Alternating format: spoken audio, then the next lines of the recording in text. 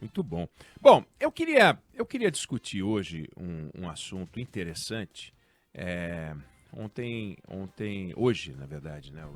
Se a gente pegar o noticiário, você vai ver lá a informação de que uma empresa chamada Nvidia se tornou a segunda maior empresa do mundo em valor de mercado.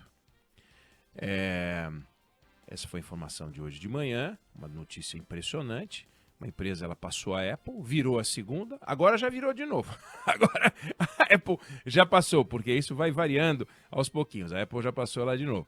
Mas são empresas que estão beirando, no caso da Apple e da Microsoft, as duas maiores empresas do mundo, 3 trilhões de dólares em valor de mercado. A Nvidia passou a barreira dos 3 trilhões de dólares em valor de mercado ontem.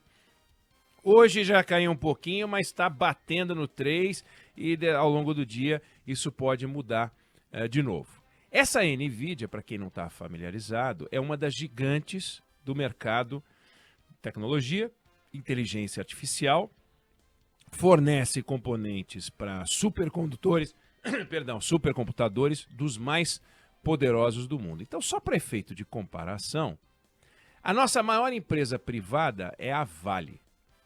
Em valor de mercado, não em faturamento, eu só falando valor de mercado. Você pegar todas as ações daquela companhia e você vender, quanto que vale? Então, a Vale, em valor de mercado, é uma empresa de 50 bilhões de dólares. Ou seja, a Nvidia, a Apple e a Microsoft valem 60 vezes o valor das ações da Vale. Cada uma delas, hein? Não é que as 3 somadas. Cada uma delas. 60 vezes o valor da nossa maior empresa privada. E por que eu estou trazendo essa discussão? Por que é importante a gente discutir o valor de mercado dessas empresas? Por que é importante a gente olhar para as empresas gigantes? Porque quando a gente olha para essa lista das empresas gigantes, de certa maneira a gente está vendo para onde o mundo dos negócios está indo. Para onde o investimento está indo. Para onde o capital está indo. E o capital migra.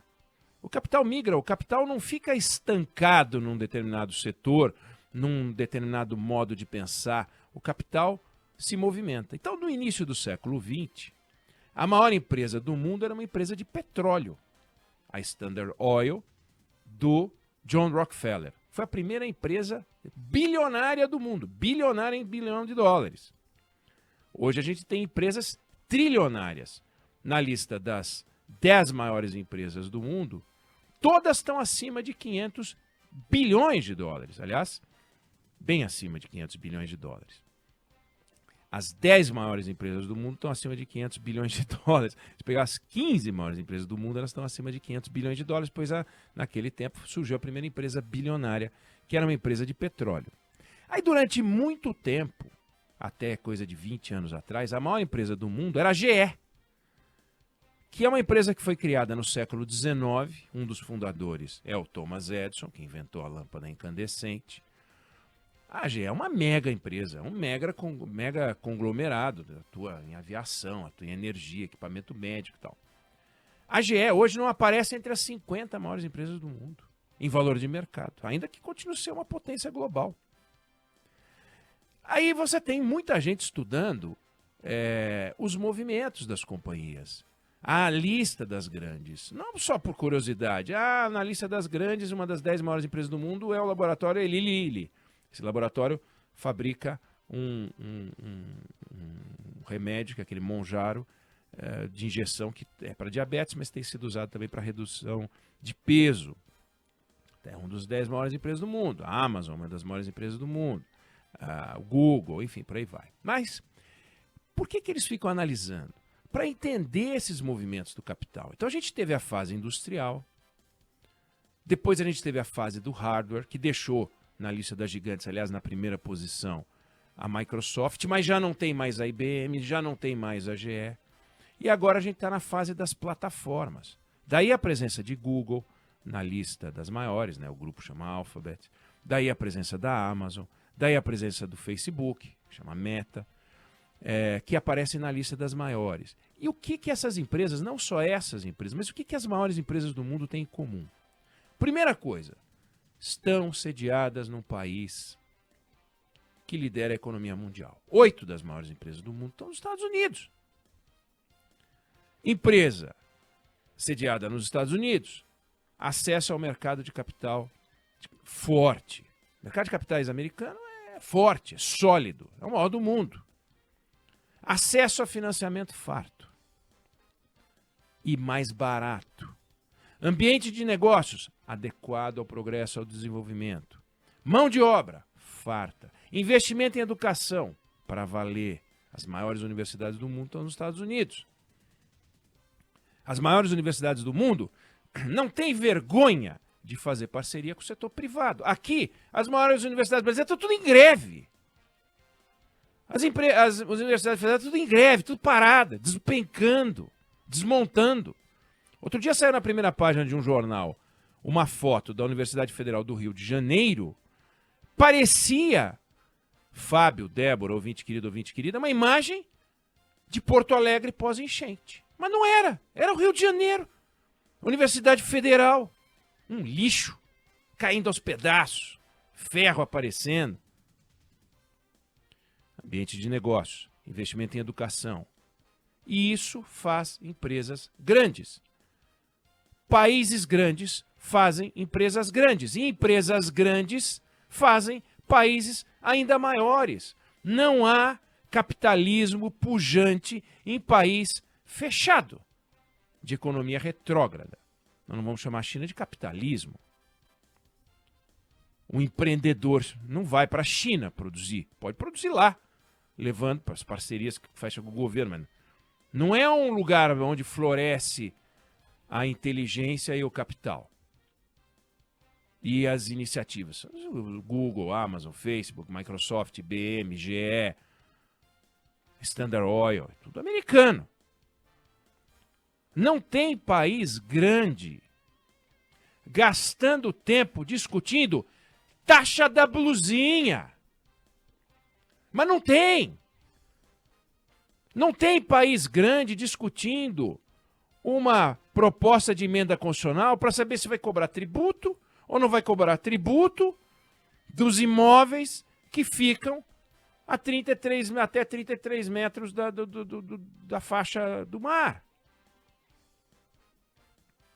Entendeu? Isso é uma discussão. Faz a lista, assim, vamos listar os 50 problemas brasileiros. Nenhum deles vai ser se deve cobrar laudêmio ou não deve cobrar laudêmio na faixa litorânea. Isso é ridículo. Quer cobrar, cobra. Não quer cobrar, não cobra. Não interessa. Vamos resolver isso? Ah, é importante. Ah, tá bom, é importante. É importante. Número 50, 80. Não tem país grande com judicialização, aonde um juiz manda mais do que um CEO. Na empresa do cara, eu estou falando. O senhor não vai fazer isso. O senhor vai fazer aquilo. O senhor tem que pagar. O senhor não tem que pagar. Isso não existe. Todas as empresas globais que atuam no Brasil sofrem. A gente não vai levar isso a sério porque a gente não quer. Porque a gente quer ouvir o que diz o Barroso, porque a gente quer ouvir o que diz o Gilmar, porque a gente quer ouvir o que diz o Alexandre de Moraes, porque a gente quer ouvir o que diz a Carmen Lúcia. Eles é que mandam. Não tem país grande construído à base de BNDES. País grande, empresa grande, solidez advém dos ambientes em que há investimento em tecnologia, não no departamento jurídico. A Apple tem mais de 160 mil funcionários. 16 mil são engenheiros. O Brasil forma 30 mil engenheiros por ano, a Índia forma 200 mil. Agora vai ver advogado. Vai ver advogado. Aí a gente é campeão mundial. Tem mais faculdade de direito no Brasil do que em todos os outros países do mundo somados. Um advogado para cada 164 habitantes. Na Índia, um para cada 700 habitantes. Então, olhar para NVIDIA passando a Apple e sendo ultrapassada de novo pela Apple, então hoje a gente teve tanto o movimento de ida quanto o movimento de volta, olhando a lista das grandes e olhando a lista das grandes no Brasil, a gente vê para onde a gente vai, para onde esses caras vão. Pega na lista das maiores empresas americanas, não por faturamento, volto a dizer, mas por valor de mercado, tem um banco, JP Morgan, é o 10º, um banco. Pega na lista das maiores empresas brasileiras por valor de mercado, tem 7 bancos. 7, o Itaú e Itaúsa entram, então 6 bancos. 6 bancos. Nos Estados Unidos tem um. O país do mercado financeiro tem um banco na lista das 10 maiores empresas por valor de mercado. E tem um monte de empresas de tecnologia, tem um monte de engenheiro, tem É isso que faz um país grande. Então, quando você soma as 10 maiores empresas brasileiras, o valor de mercado, e as 10 maiores empresas americanas, o valor de mercado, as 10 maiores empresas americanas valem 44 vezes as 10 maiores empresas brasileiras, ainda que faturem 11 vezes mais. Quando você pega o faturamento dos 11 maiores faturamentos americanos, que não é a mesma lista das empresas de maior valor de mercado, porque a empresa de maior faturamento americana é o Walmart, a empresa de maior valor de mercado americana é a Microsoft. Quando você pega os 10 maiores faturamentos americanos, Walmart, pega a Amazon, aparece, Apple, até aparece, United Health e outras e tal, você vai somar dá 4 trilhões de dólares. Quando você pega o faturamento das maiores empresas brasileiras, as 10 maiores, e aí também não entram as mesmas, né? Porque entra a Vibra, entra a JBS, que não está entre as 10 maiores empresas de valor de mercado, mas está entre os 10 maiores faturamentos. É 11 vezes mais. Então, as empresas americanas, 10 maiores empresas de maior faturamento dos Estados Unidos, faturam 11 vezes mais do que as 10 maiores empresas brasileiras por faturamento. Só que quando você pega e compara as 10 que mais valem no mercado, é 44 vezes mais. Ou seja, elas são muito mais valorizadas do que as empresas brasileiras. É à toa? Ou o capital não quer vir aqui investir no nosso mundinho? Quem quer investir no nosso mundinho são os mercadantes, os BNDES, as Dilma, os bancos do BRICS. Sabe?